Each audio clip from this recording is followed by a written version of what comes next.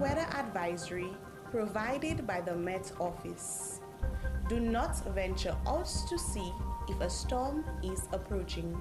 Fishers and fish vendors are encouraged to store vital documents in waterproof containers or secured locations. Secure sufficient ice for fish storage in the event of a power outage.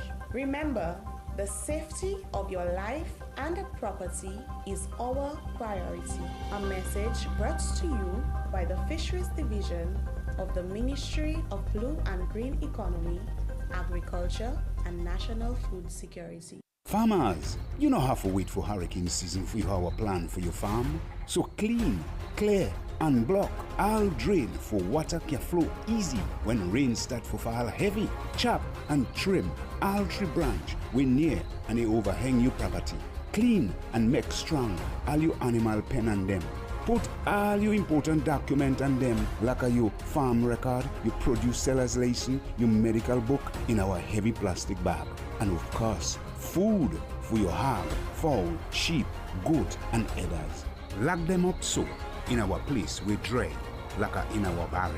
And if you have fertilizer, chemical, and small machine, wrap them up well for thief not find them. Remember, after Papa God, are you in charge of your life? So farmers, no forget a hurricane season.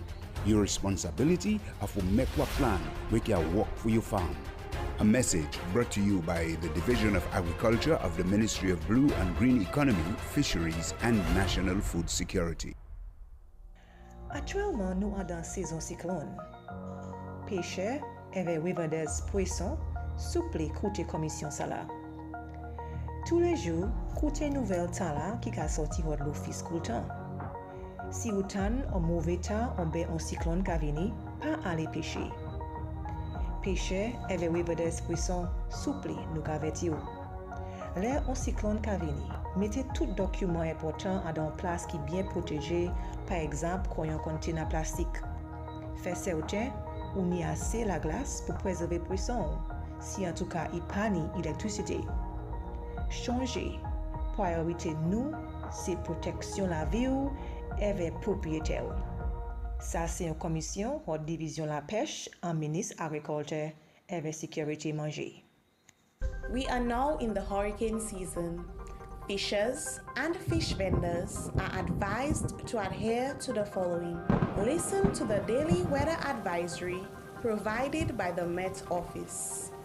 Do not venture out to sea if a storm is approaching. Fishers and fish vendors are encouraged to store vital documents in waterproof containers or secured locations. Secure sufficient ice for fish storage in the event of a power outage.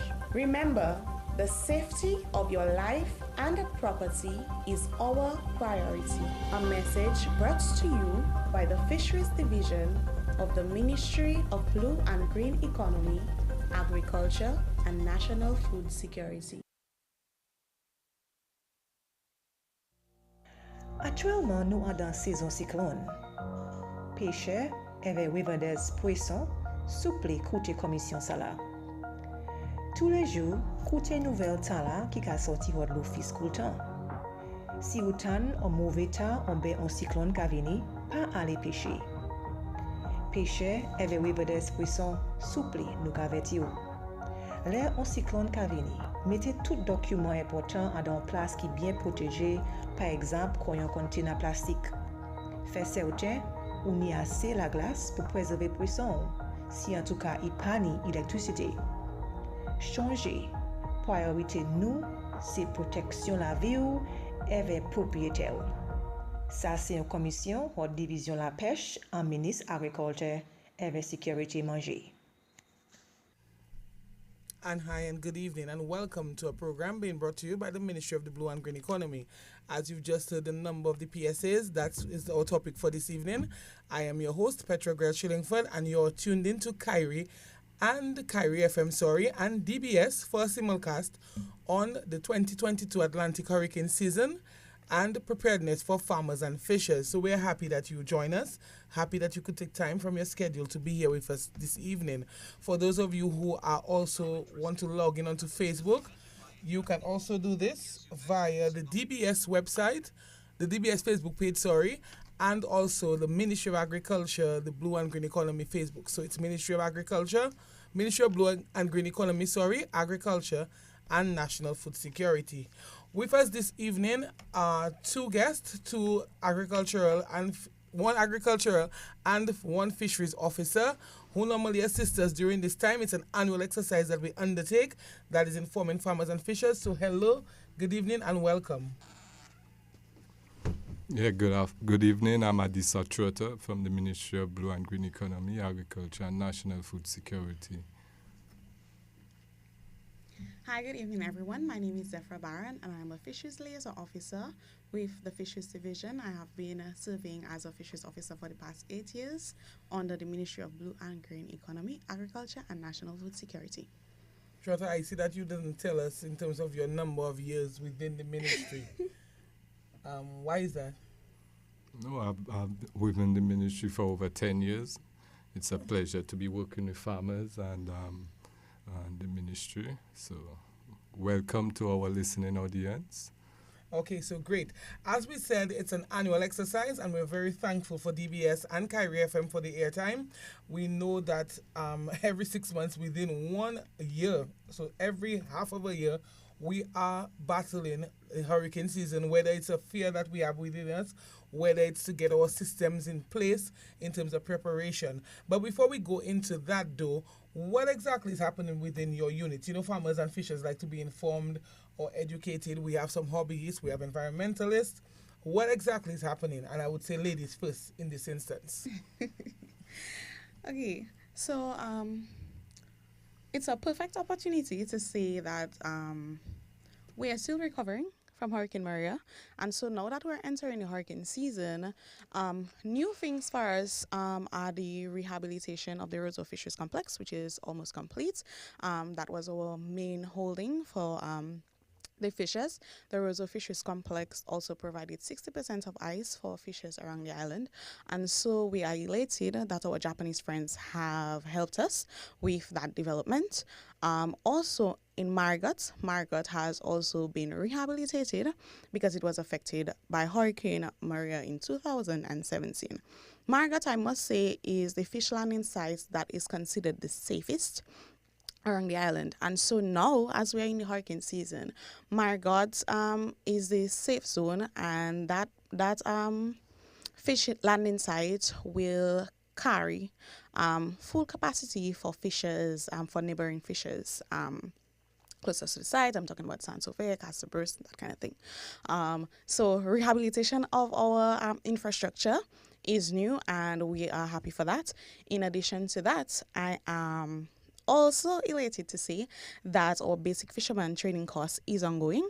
2 weeks ago, we hosted the 49th basic fisherman training course, and that course is one that I would encourage investors and persons who are directly related to the fishing industry to take.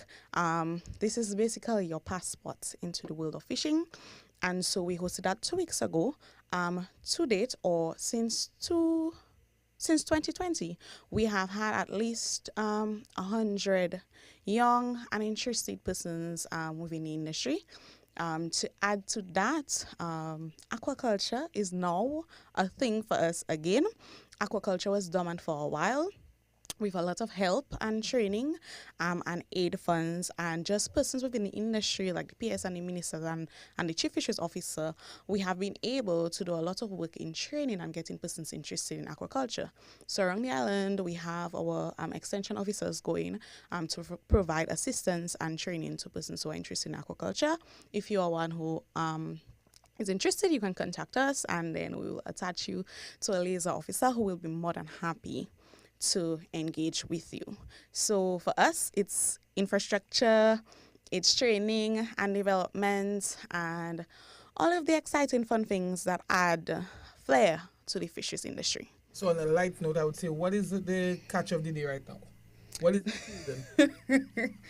Well, catch of the day seems to no longer be the typical tuna and marlin that we have been seeing, and now everybody into balau. So yes, that's the catch of the day. Yeah, we get our bone balau. Or, Exactly. Yeah. Or balau strips. So the Things are delicacy happening. of the day is balau. And not vola though.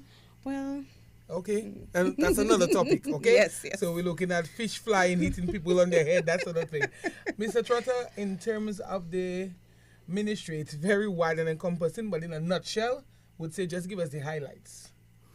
The highlights of the ministry presently, to sort of continue on where Ms. Barron left off, is that we are working with the FAO on a CMOS project, and we're hoping to get CMOS farmers to cultivate special species to actually go towards the processing industry to have CMOS more readily available. Also within the ministry, we have our feeder roads. There are numerous feeder roads out there which are being rehabilitated, so farmers can move to their farms and transport the produce from their farms in a more readily available way in which there'll be less damage to the produce. Also, we have the digital agriculture component, in which we are trying to digitize a lot of our data collection or on-farm data monitoring, where officers are using tablets and interviewing farmers to gather the necessary information to continue the planning component of the ministry. We also have our propagation activities in which different tree crops such as avocados, cocoa, citrus are being distributed to farmers out in the farming community. In addition, there is the livestock area in which numerous livestock farmers continue being supported from the Ministry of Agriculture, and the extension officers continue providing that technical assistance to farmers. Presently in the cropping industry, there we have the yam rust. It's a sort of new invasive species that have affected a lot of our yam producers. So the Plant Protection and Quarantine Unit are doing surveys, trainings, and trying to assist in rehabilitating these farms that have been affected by this dreaded disease. And the Plant Protection Quarantine Service also, they are involved in the normal, what you call routine surveys to control the giant African snail and the black Sikatoka management. Number of diseases out there affecting our crops. So officers and the quarantine unit are working to sort of assist these farmers in getting back into top production. All right. We also just completed, I know that you were part of the training, so I'm suspecting maybe that's an oversight. What about in terms of drone training, piloting, etc.? Oh, yes. Definitely, this is part of the digital agriculture component, in which we are training 8 officers to utilize drones for their activities, especially when it comes to crop monitoring and farm monitoring activities. Including fisheries officers. Including fisheries officers. It's a program sponsored by the Food and Agriculture Organization, and officers are indeed enthusiastic about this whole new technology within the agriculture sector. Okay, so that's where you have it, folks, in a nutshell, the developments within the Ministry of Agriculture. We spoke about the agriculture policy now being complete, etc. Mr. Trotter is smiling, but we that's a big milestone. I mean, it's a very technical document, but for those persons involved in policy, in expansion, etc., that would be critical for them, the policy and agriculture within the Commonwealth of Dominica.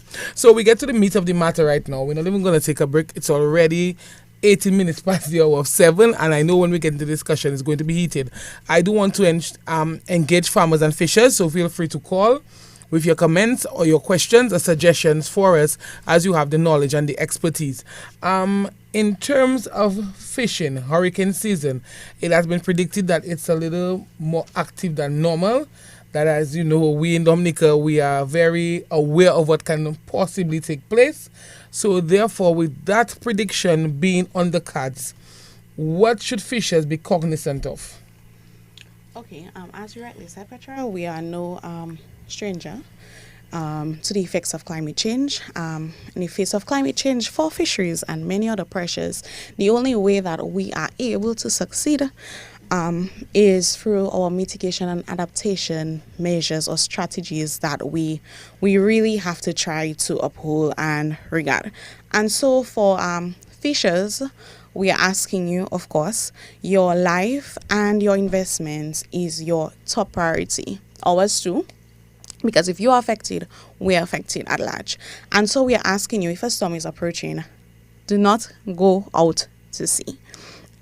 We are also asking you to secure your investments. So your navigational equipment, your boats, your engines, you ensure that you get that out of the reach of waves and floods, of course. We had a perfect incident in Roseau where all our fishers, they safeguarded their boats and they thought that they were safe from waves, of course, and sea swells.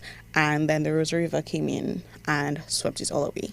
That was unfortunate for us, but that helps us in ensuring that our mitigation measures are now up to par and we are not able to just remove our investments close to the landing site, but we are able to tie them down. And what is exciting for us is that we actually have a call already. So let me just stop you right there. Oh, we do? And okay. Hello, good evening. Yes, good evening. Good evening, how are you? Pretty good. Yeah. Now, first of all, I did not hear the lady's name from the Fisheries Department, but my question is, given the situation with the farmers and the feeder roads, coming on the heels of the hurricane season, I want to ask Mr. Trotter, what advice he has for the farmers as it relates to their, let's say, their drainage for the feeder roads and so on, because very often you hear people say all the feeder roads, all the drains are blocked and so on, and no storm drains and so on, and then your road get damaged. What recommendations do you have for the farmers in terms of taking care of their farm and the feeder roads and the drainage situation? Thank you. Okay, so before you answer, Mr. Trotter, I know that's a critical area for us. So that's a triple question. We can answer Zephyr Barron is her name. She's the fisheries officer, but I want you to stick a pin in that in terms of the feeder roads because it's just much more than just answering the question. But we can just be rest assured we will discuss that in a bit. So just to conclude, Zephyr. Okay. So to add to the mitigation measures that I've already highlighted, we are also asking fishers to retrieve and secure their fish pots and fish traps 36 hours before us. After they have gotten the storm warning. We have noticed over the years that after a storm or a sea swell, fishers come in and they say, I have lost X amount of fish traps. And we have had a series of training in regards to ghost fishing and how it affects us. And so to help to curb that issue, we are asking fishers to just listen. And whenever they hear that there is impending weather, they go out before the storm approaches and retrieve their fish traps. We are also asking fishers and aquaculture farmers to turn off all of their fuel pumps and their pump nozzles. We are asking you to store your chemicals in a safe, airtight area. We're asking you to store all your vital documents, so your fishing card, like you would do with your passport and your birth certificate, of course, Petro. We are asking that fishers and aquaculture farmers ensure that they store all of their vital documents safely. When you say your fishing card, you mean your license? Yes, your fisherman's license? Your fisherman license, that's what I mean. What about if you have a vessel? Do you have you have a vessel certificate, so all of your vital documents, you ensure that they are safe, right? We're asking you to secure sufficient ice in the event that there is a power outage. And especially for my fishmongers out there, we had a lot of incidents where persons lost a lot of their fish, and your fish is your money, that is your livelihood. So we're asking you, in case of a power outage, just ensure that before impending weather, that you have ice on hand that you can use at least for a few days. For persons, aquaculture farmers, what we're asking is that you ensure that your drain pipes are clear We are asking that you use sandbags to protect your ponds. Tanks should be secured firmly on the ground. All fishers in general and investors are asked to keep an inventory. We are also asking that if you are not up to date on your license, if you have a vessel that you haven't registered, we cannot take responsibility for you if we don't have you in our database and we don't have the necessary information for you. So we are asking you that we are asking of you to mind your business, to ensure that all of your documents are up to par. We are inviting you to add to our inventory, and you can do so from now up to June 15th. We are pleading to you because that is right before the hurricane season, and we had issues in the past where I know a fisher used this vessel, but he had no documentation to say this is mine and this is my investment. And so if you're not in the database, we cannot do much for you because we need proof that you had what you actually say that you lost. So we are inviting you to ensure that all the information that you need to have to secure your investment is in place. In terms of the inventory, before you go on, are fisheries liaison officers also taking inventory? Yes, we are. And we Alright. encourage fishers to come in. But some persons sometimes say they have no time, Petra. I don't know. But especially now, we are asking you to come in and ensure. But that doesn't mean that we don't have an account of what they have. So remember, we're asking them to take their inventory and come to us, Yes. so we can simulate the information and both parties understand. Exactly. But in the event that you don't come in, we Then will the go by liability- our records. Exactly. And then it may be detrimental to you because I may well, how would I say it? I may well Could have been register. oversight. Yes, Yeah. but I may register a vessel for Tom, and at the time that I register the vessel, Tom only has one engine. But he adds to his business and he purchases two more. He may have had a 40 and now he have an 80 or 90 Suzuki, and then he comes post Hurricane Maria, for example, and say, well, I lost a 90, and I say, Tom, unfortunately, in the system, what I have for you is a 40. And then it goes on from here. It is not nice. It is not something to say that I cannot justify you. But someone who's going to provide the division with a grant wants to see proof of what you have. And so this is why you need to come to the Fisheries Division so that we can make sure all your documents are in place. And of course, last but not least, in the event that there is a hurricane or storm, we would like you to come to the Fisheries Division post-hurricane storm or impending weather to inform us as to what it is you lost so we can match it versus what you had in the system. Mr. Trotter, when you're doing your damage reports and you need data, all these things are critical. Exactly. Definitely. Because you realize you're in a dual position tonight. You're the data information guy and also agriculture officer. Former. But in addition to that, Petra, right now with the World Bank project, that is how a lot of fishers became recipients of that project.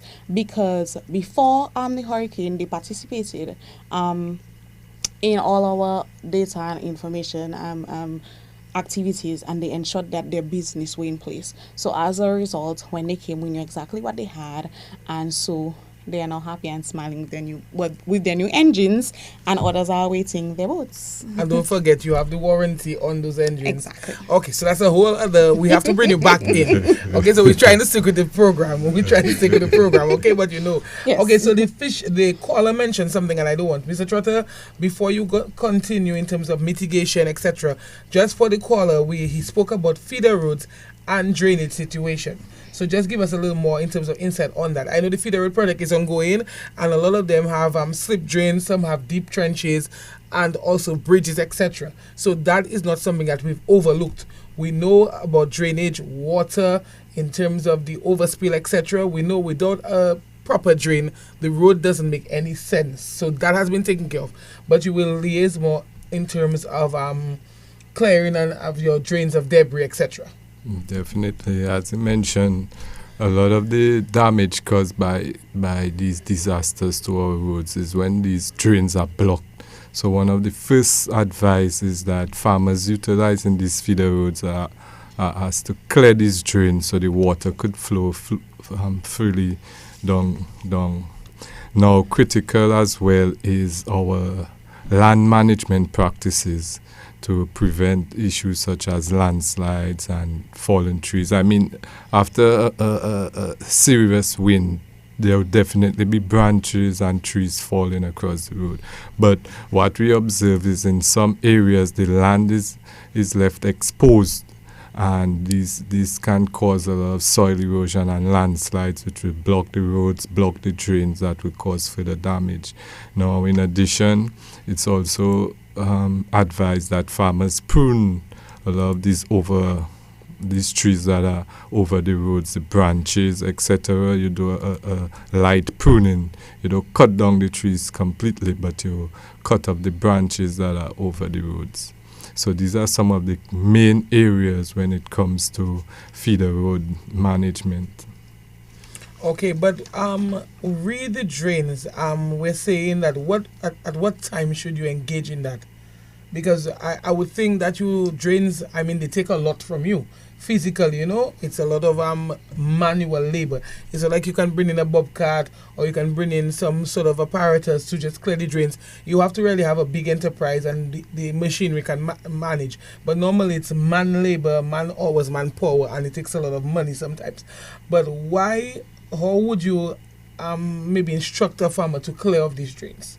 At what period of time? Usually before the hurricane season. Like presently, the hurricane season starts as of June the 1st.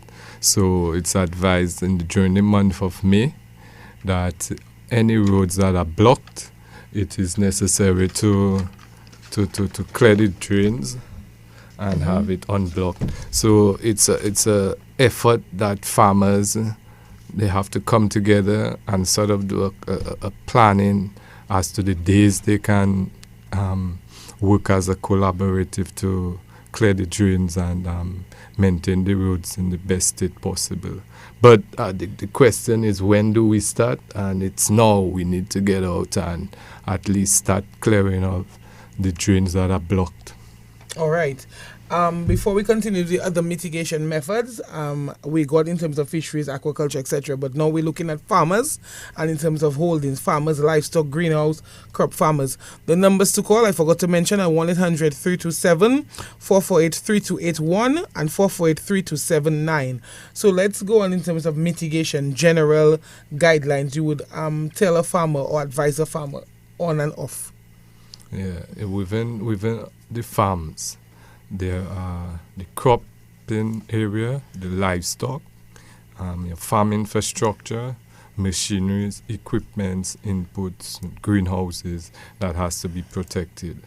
So some of the crop production mitigating measures are: one, we want to ensure food security. So planting certain crops that are resilient to these disasters, such as root crops, as sweet potatoes, dashing, tanias, yams, ginger. We know that they will withstand the disaster, and farmers will be able to continue producing or harvesting these crops during the hurricane season.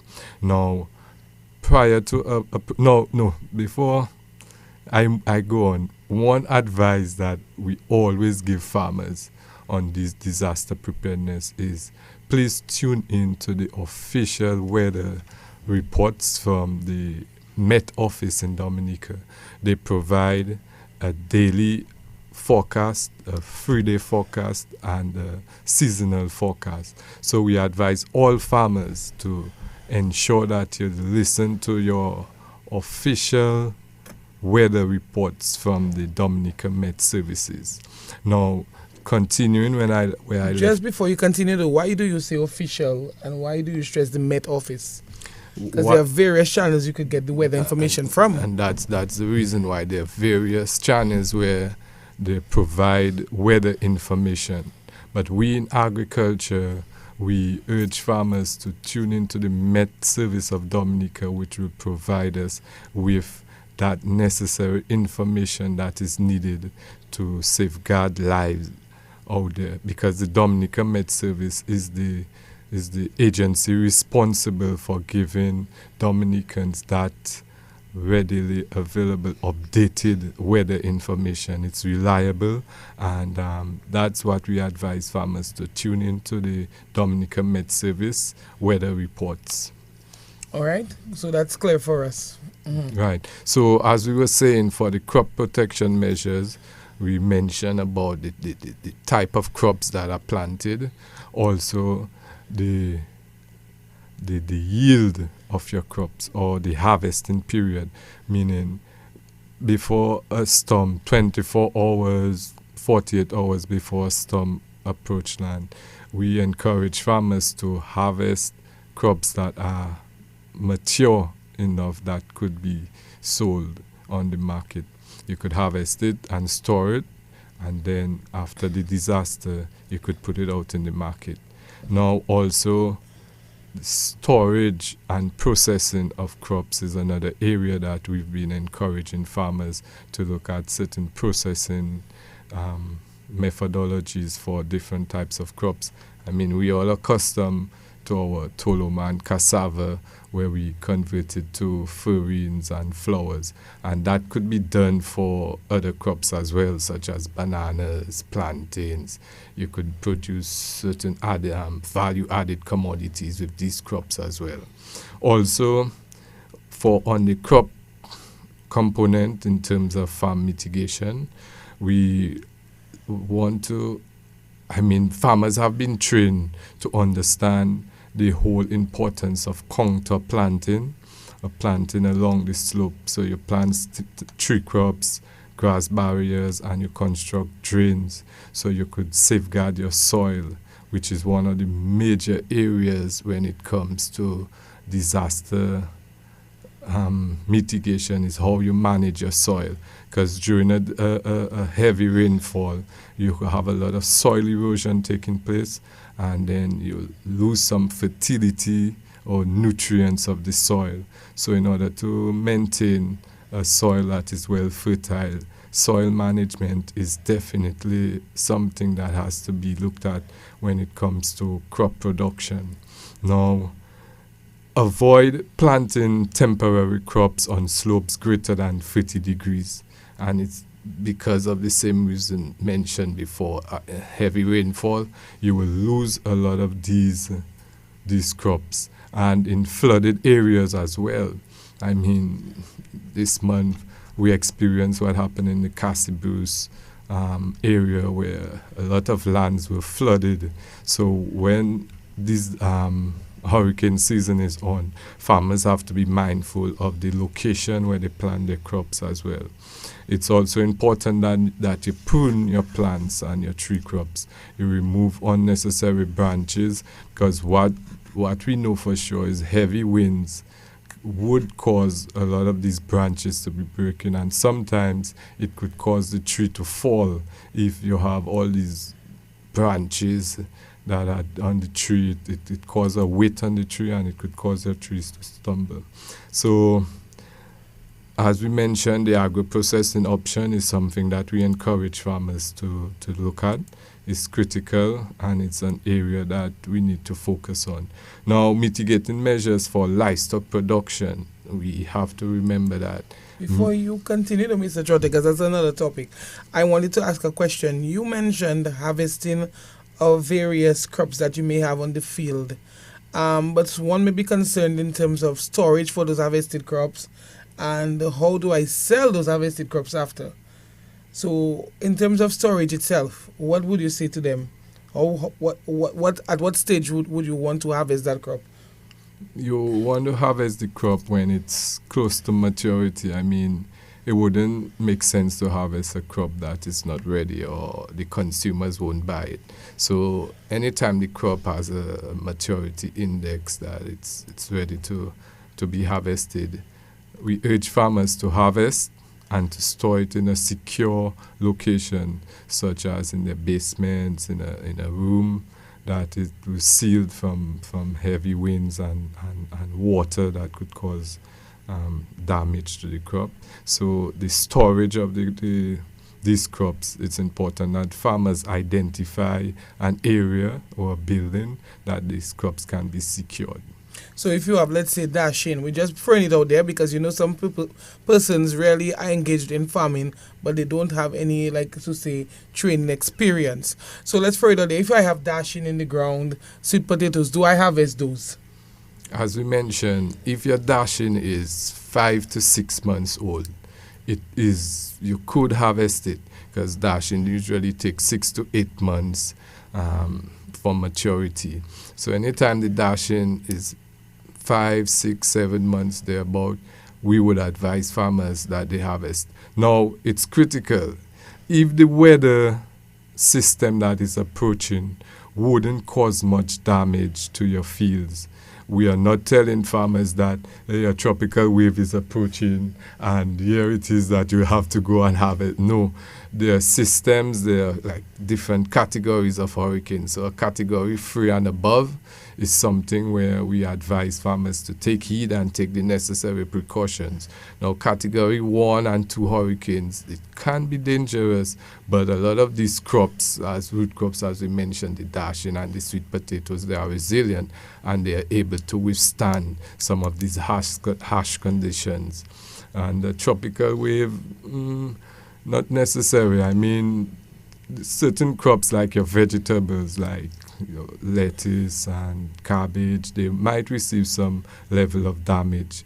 So the farmers have to make that wise decision. As we mentioned, listen to the weather report, know what's approaching, and then you can make an informed decision as to what to do with the crops on your farm. Okay, but rest assured, we will be on the radio before, just Definitely. To remind you and to give you further advice. Livestock, when it comes to livestock farmers, you know that they engage in collection of their eggs, etc. So you'll mention that in terms of what do you do during the storm. But for livestock farmers, what are the general guidelines that would encourage them to follow? Some of the general guidelines to keep your livestock protected during a disaster is ensure that their farm, if they're within a structure, ensure that you reinforce the structure to sort of hold it with during the disaster. We want to ensure that you have clean water supply for your farmers, so it's necessary to store potable water for these animals. Their feeds as well, it's important that we store the animal feeds.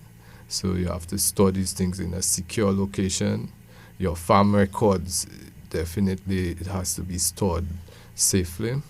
In terms of feed though, what time period, how many days should a farmer, in terms of you have a certain number of heads, and what quantity then would you have them have on hand? Because you'll have the ships may not be able to come in, the shops may be closed, and you don't want the animals to undergo any stress to a certain extent and shock. So what amounts of feed? Well, it depends on the intensity of the livestock operation. But in general, the farmers know how much feed that the animal consume. So it's important that they have at least minimum a 1 week supply of feeds that are readily available for the animals after the disaster. All right, so 7 days, and you per animal, per head. So if it's poultry, if it's layers, if it's broilers, you have to make provision. If it's your goats and your pigs, that sort of thing you're saying. Definitely. Okay. Yeah. Uh-huh. Now, also, as I mentioned earlier, eggs is something that the farmers need to collect and secure their eggs before the approaching storm. And the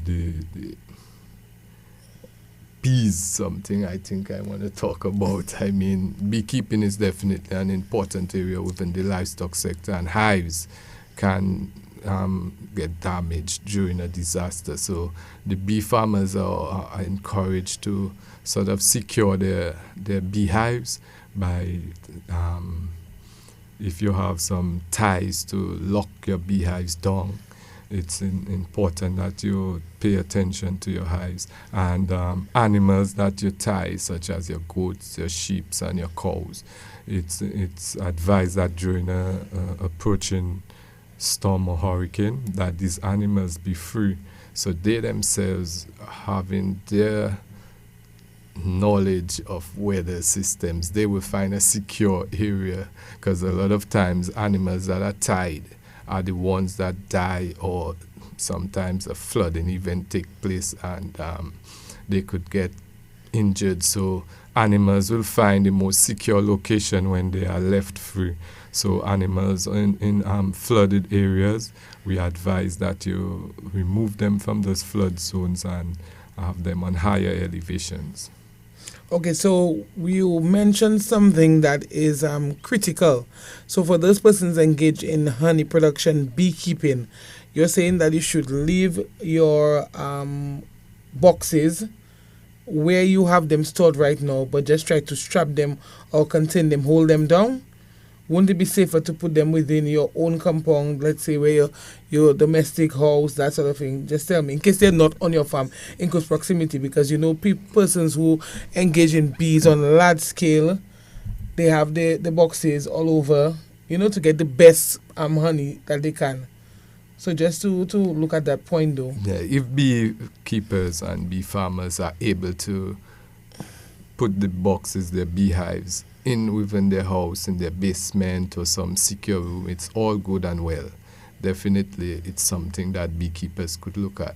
Now in a case you can't do that, then it's advised that you strap the bee boxes and sort of ensure that they're firm to withstand any And how would you go about doing that? You take a rope.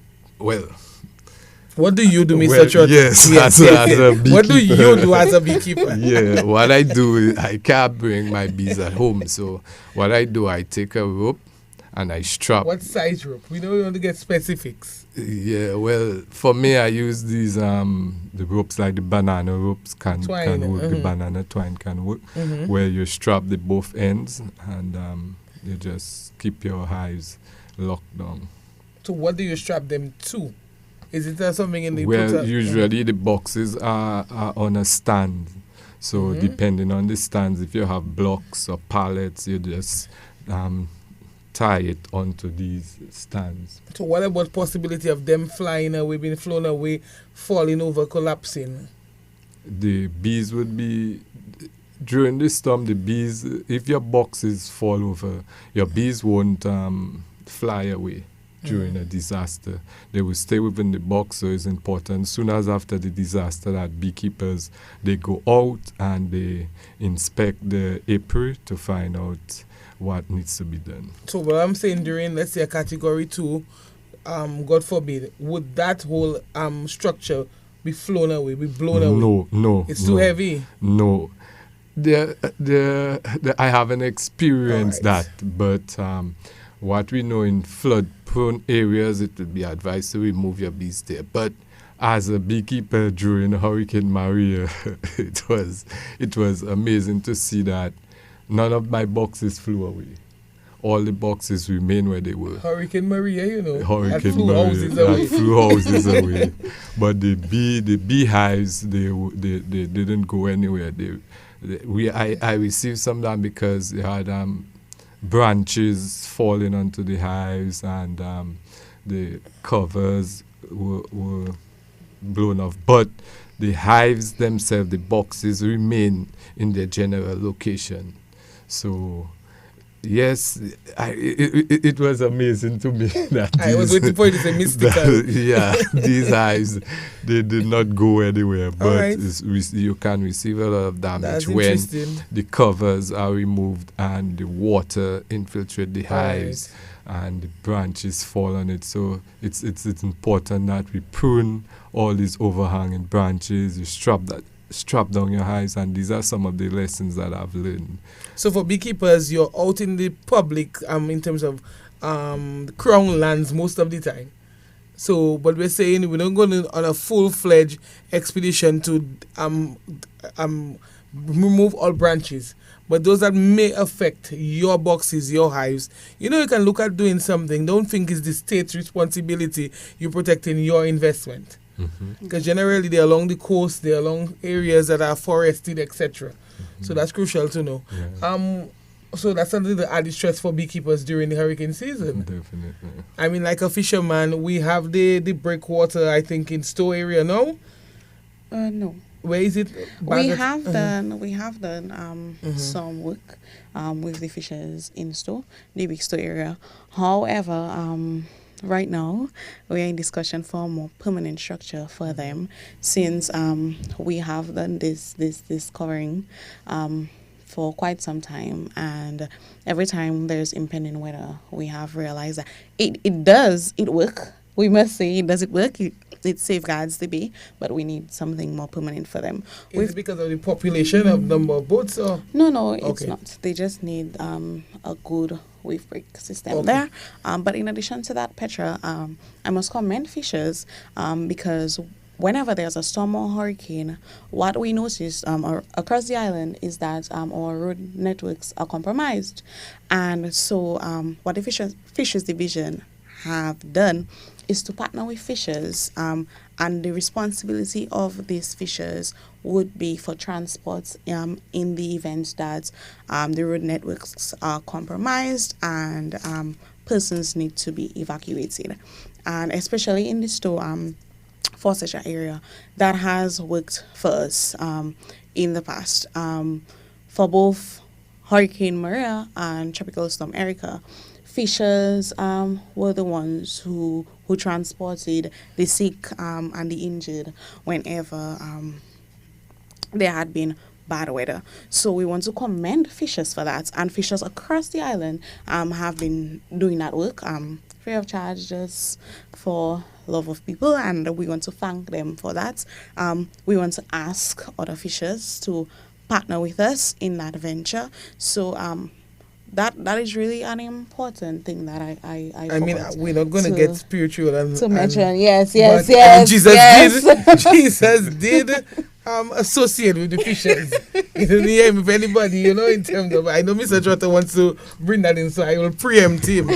But we have a lot more to discuss. I cannot believe we have only 11 minutes remaining. 11 minutes. So, Mr. Trotter, we're going to run through them. Not to rush, but we're going to go through them to make sure we cover. Yeah. We have greenhouse farmers, we have others. Machinery, equipment. Yes, so to quickly go through some of the other mitigating measures that are important for farmers.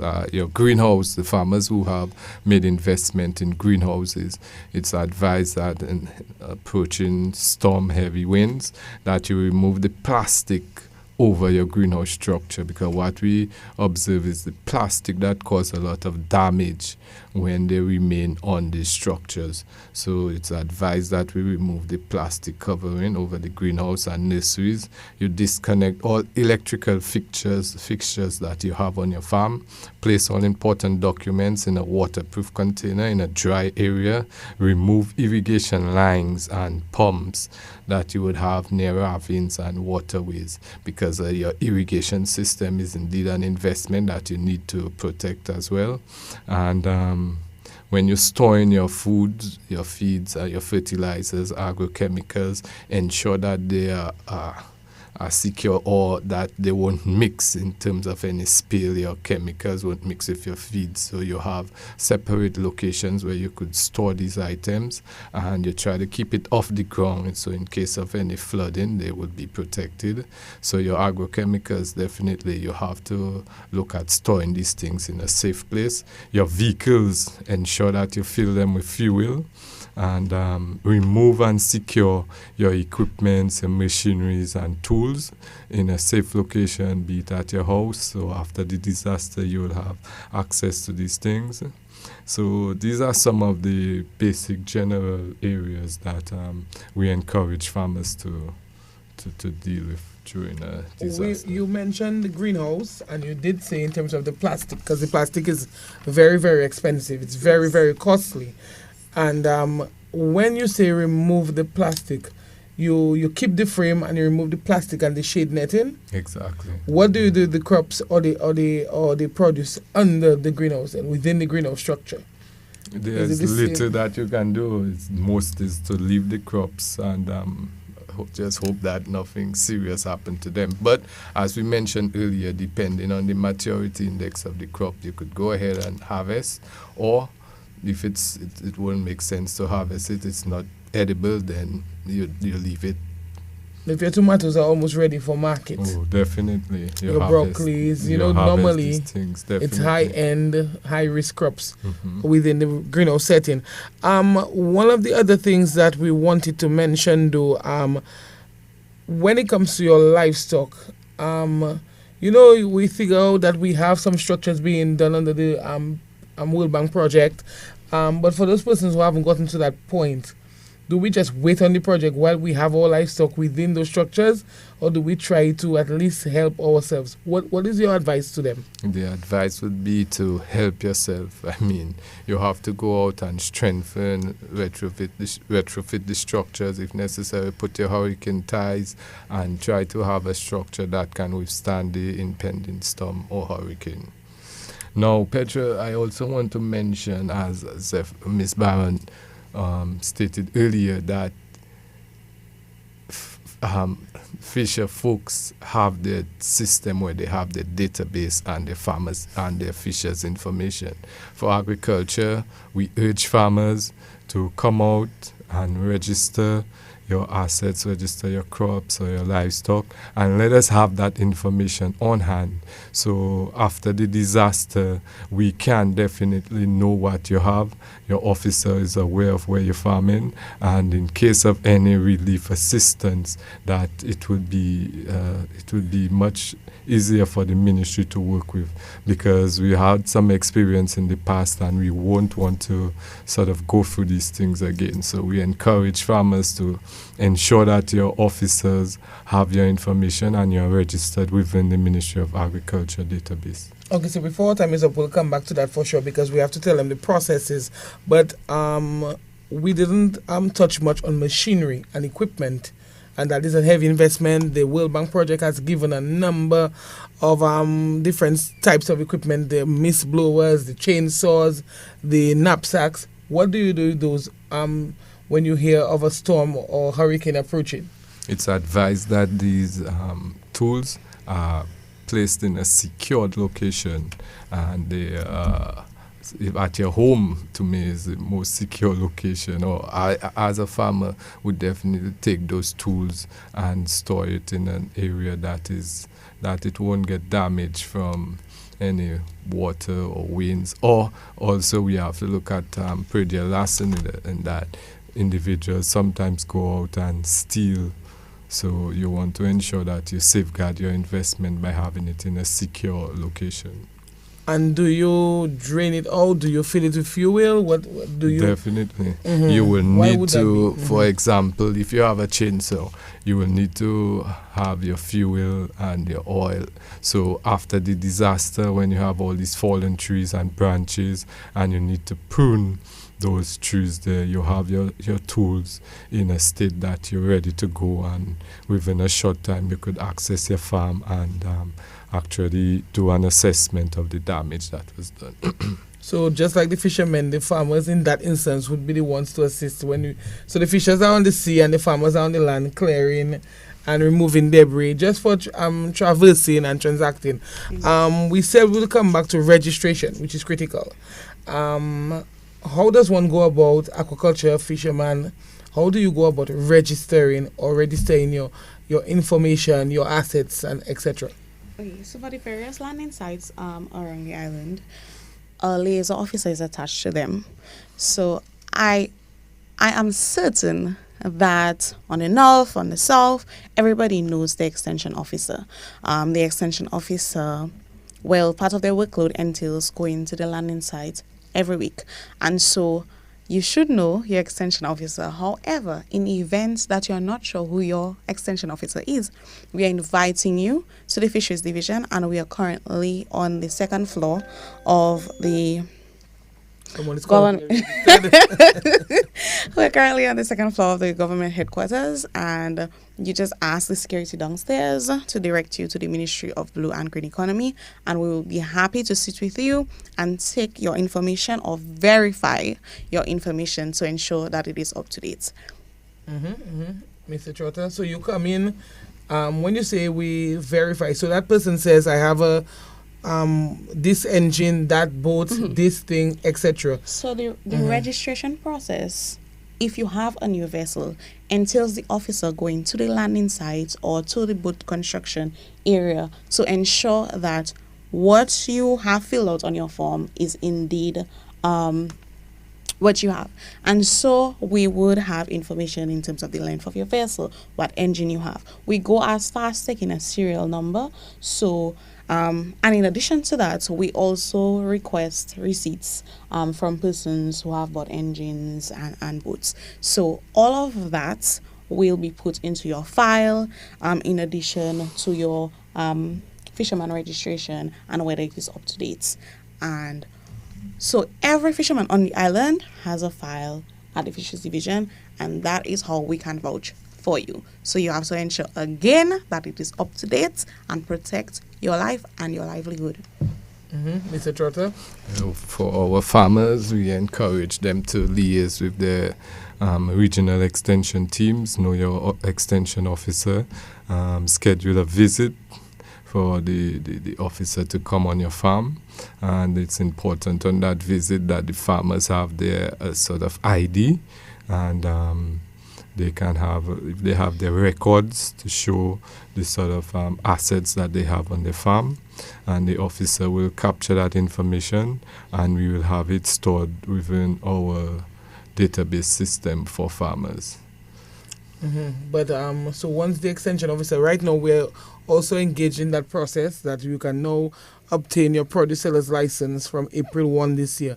So that farmer goes to the farmer service center. So it takes a little time because of verification and setting up the system. But we're doing that in a bid to ensure that everybody's regularized. So the fisher and the farmer are basically on the same level when it comes to being recognized by the ministry, the overarching authority. We want to say that official documents, is that something critical for us in terms of having your documents, your purchases, your invoicing, both Mr. Trotter and Ms. Barron? It is. So how would one go about that if they don't have those documents on hand? Not to go in depth, but just to how does that person, what do they need to do? Because you cannot just come to the department and say, here, this is what I have. How do we, yes, you can verify as the liaison, but how would we go about doing that? Would we take a witness? Would we take a statement? Would we take a letter? Well, primarily, as I mentioned, Petra, we have proof via our receipts. In addition to that, we ask the person to come with an identification card. In the event that persons have lost their receipts, we ask them to go to a notary of the public. So we do ensure that all our T's are crossed and our I's are dotted. Mr. Trotter? Yes. Because I know sometimes it can be ticklish. Yes. Yes, it is a ticklish area because we know that record keeping is an area that we need to improve within the farming sector. And as Ms. Barron said, in a case where these records are not readily available, then we will use the justice of the peace to verify that information. And just remember, there's also now drone technology where we can map out the island, and we also map out what is happening, so we can get in terms of the perimeter of the farm, the area, what is on the farm, the soil density. Oh, there's so many things that we can do with the permission of farmers, that is. Definitely. But it will assist us in terms of getting the information that is needed. So we have so much to talk about again, but as we said, we only have 1 hour, and we're already past that 1 hour. Can you believe it? So I know we had long days, so I won't keep you too much, but just to say that we are approaching the hurricane season, and we're trying to do everything in our power to prepare. There's nothing we can do. It will be there. June 1 will come around. Sometimes it might be earlier, but we're trying to ensure that farmers and fishers prepare themselves. We didn't even look at alternatives, Ms. Barron, to just fresh fish. Yes. So can you mention a couple alternatives for us? So traditionally, we would get involved in smoking and drying our fish. And so during the hurricane season, other than encouraging our fishmongers to have ice, in the event that there's a power outage, in the light of food security, we're encouraging our persons to go beyond or post-harvest, and we're encouraging you to get into the act of salting and smoking back to the old days to ensure that we have the most vital protein source in the event of a hurricane. All right, Mr. Trotter is also involved in beekeeping. Can tell us a lot about honey, and in terms of, I mean, the price is one thing right now, Mr. Trotter. I know you will make excuses for it, but I mean, how much is a bottle of honey right now? 750 ml bottle of honey, Mr. Trotter. Well, it all depends on the beekeeper. Well, the average price. Let the public know. The average price.